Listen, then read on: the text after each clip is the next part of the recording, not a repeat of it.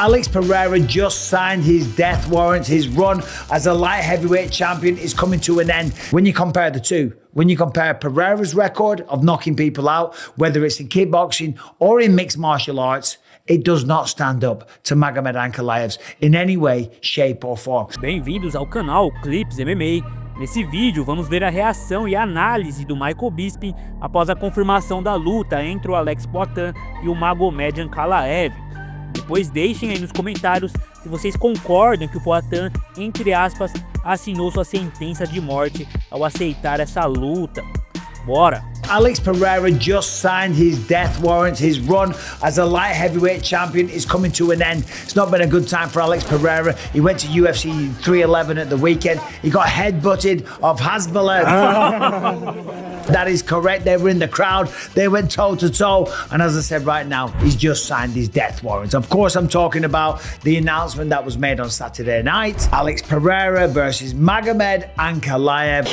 Of course, Alex Pereira took to Twitter. See you soon, Ankalaev. And Ankalaev responded. He said, "You just signed your death certificate. I'm going to punish you for ducking me and making you look like a guy that works in a tire shop, not a professional fighter." Of course, that's a throwback to Alex's beginnings. He used to work in a tire shop. Absolutely nothing wrong with that. I think if you look at most fighters had jobs like that, working in tire shops, working on construction sites, doing security at nightclubs and bars and so on and so forth, okay? So there's absolutely nothing wrong there. However, did he just sign his death warrant, okay? Look, we know the thing with Hasbulla was a joke. Of course it was. Hasbulla couldn't fight his way out of a wet paper bag, let's be honest. But Magomed Ankalaev, I do believe, provides the toughest test of his light heavyweight run. As we know, Pereira moved up to the light heavyweight division when he got knocked out against Israel Adesanya, okay, in the rematch after beating Izzy and taking the middleweight strap. Moves up to light heavyweight, takes on Jan Blachowicz for the vacant strap, and now in a very short time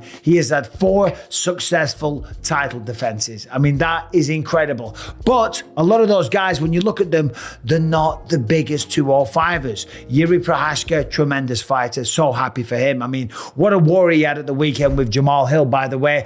But Yuri Prochazka was talking about going down to 185. Khalil Rountree Jr. could probably make 185 as well. Magomed Ankalaev, this guy is an absolute gigantic light heavyweight. He stands at 6'3" tall, okay? So he's only 1 inch shorter than Ankalaev. And of course, when it comes to wrestling and stuff, yeah, he can do that. He comes from Dagestan. He's got all of those accolades, but that's not what he does. He likes to knock people out. But when you compare the two, when you compare Pereira's record of knocking people out, whether it's in kickboxing or in mixed martial arts, it does not stand up to Magomed Ankalaev's in any way, shape or form.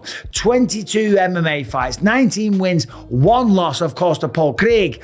But out of those 19 wins, only 10 knockouts, okay? Now, there's nothing wrong with that. And when it comes to knockout power, Alex Pereira just seems to have the touch of death, okay? It's not a coincidence that he took over the sport, okay? The man's just that good. His striking is phenomenal, and he is evolving all the time. Now, Magomed Ankalaev said all along, he's not going to wrestle him, and he's not an Islam. He's not a Habib, but he does come from Dagestan, and we have seen him wrestle before. And if it comes down to it, he probably will use it again. When you're in a fight situation, sometimes if you're taking shots and you're about to get knocked out and your head's beating all over the place, it's fight or flight. And if a double leg takedown is there, just like when he fought Jan Blachowicz for the vacant light heavyweight title, which ended in a draw. There was a lot of wrestling in that fight. It ended in a draw. I was there. The entire arena was booing. It was a very boring fight, okay? And that's why it's taken him this long to get another title fight, okay? But it is personal between the two of them. I mean, if you ask Alex Pereira, he's just another guy, okay? And to be fair, that is the fight that needs to happen. That is the fight that if there is any doubters out there, because there is people that say that he gets Dana White privilege. Tailor-made matchups, that he's only fighting striker after striker.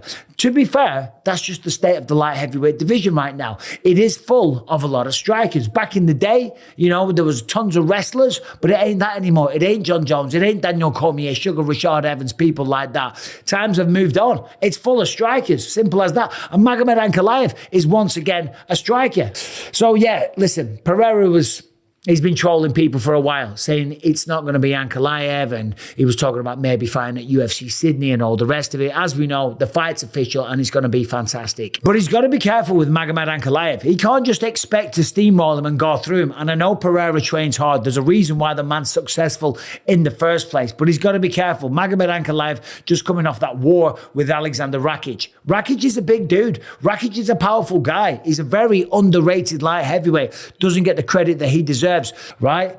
The man has got insane power. He's big, he's strong, he's angry. He feels that he's been overlooked in this division, and that's going to make him extremely dangerous, okay? So Magomed Ankalaev, Alex Pereira, finally going down. UFC 313, T-Mobile Arena, Las Vegas, Nevada. And apparently, Alex Pereira just signed his death warrant.